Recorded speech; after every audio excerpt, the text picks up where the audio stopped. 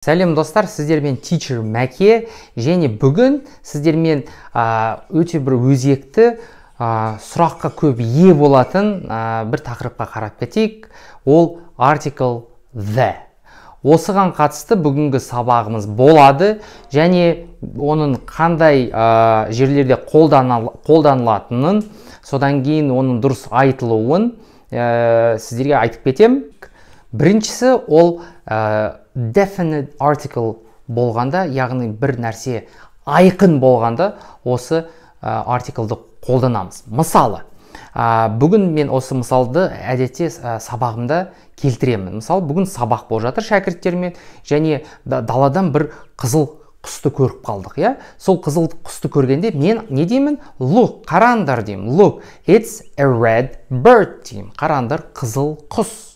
Және келесі сабақ, 1-2 күннен кейін келесі сабақ болып жатқанда, тура сол шәкірттермен, тура сол жерде сабақ өтіп жатамыз. Терезеге қарап қалсам, тура сол жаңағы алдыңғы уақытта көрген қызыл құсты біз көріп қалдық. Сол кезде мен не деймін? Look, it's the red bird деймін. Яғни бұл жерде article the-ні қолданып жатырмын. Не үшін? Себебі the bird дегенде бұл жерде мағынасы тура алдыңғы сабақта көрген құс, тура сол құс қайтадан келіп тұр. Сонда яғни the article бұл жерде өткен шақта көрген құсты қайталап жатқанын білдіреді.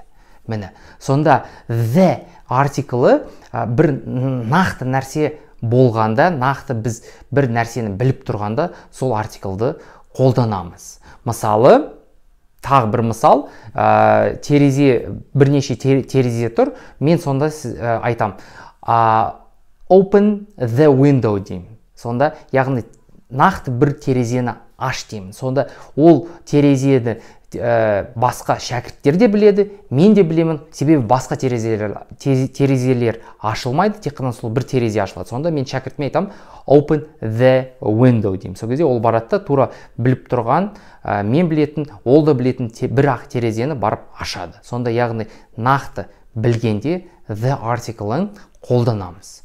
Бұл бірінші жағдай. Ал айды қалай айтамыз? Moon дейміз, бірақ дұрысы the moon. Яғни себебі бірақ ай бар, сол үшін the moon. Болмаса the internet. Интернет, бірақ интернет қой, бәрімізде бір баратын ғаламтор, сол бір жер болған соң, соны біз the internet деп айтып жатамыз әдетте. Болмаса аспан. Аспанды қалай айтамыз? The sky дейміз. Sky аспан, бірақ дұрыс сұрағы the sky. Сонда яғни әлемде бірақ нәрсе болса, соған біз the деген артиклін қолданамыз. Кинолардың сонында the end деп жазылады. Сонда яғни соны деп аударылады. Бұның себебі бірақ соны бар. Сол үшін the end. Артиклін дұрыс дауыстау туралы айтып кеткім келеді. Оны әдетте көп шәкірттерінен байқаймын, the деп айтады. Яғни the. Бұл дұрыс емес айтылуы, себебі the десеңіз, ол кәдімгідей үлкен бір акцент екенін білдіртеді. Ол бізге акцент керек жоқ. Сол үшін дұрысы the. The деген дауыс қазақ тілінде жоқ, бірақ оны шығарып алуға болады. Бірнеше тырыссаңыз.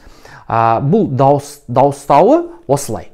Яғни саусақтарымды тіс сияқты елестетсеңіз, міне саусақ тұр, ал жаңағы тіліміз болса жалпақ қыламыз да, сол осы екі жақтың ортасына жалпақтынан жатқызамыз. Міне, көрдіңіз бе? Сонда мына үстінен осылай.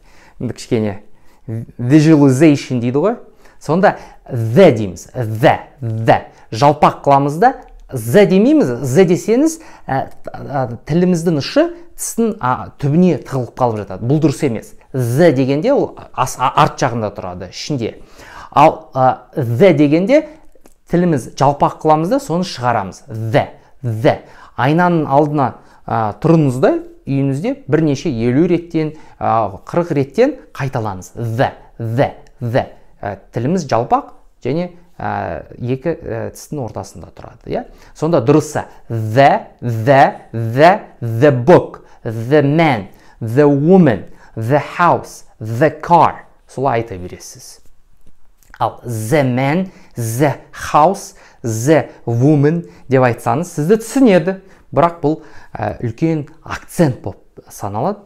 Айтып кеткендей бізге акцент керек емес. Сол үшін дұрыстап айтуды үйренейік, құрметті көрермендерім.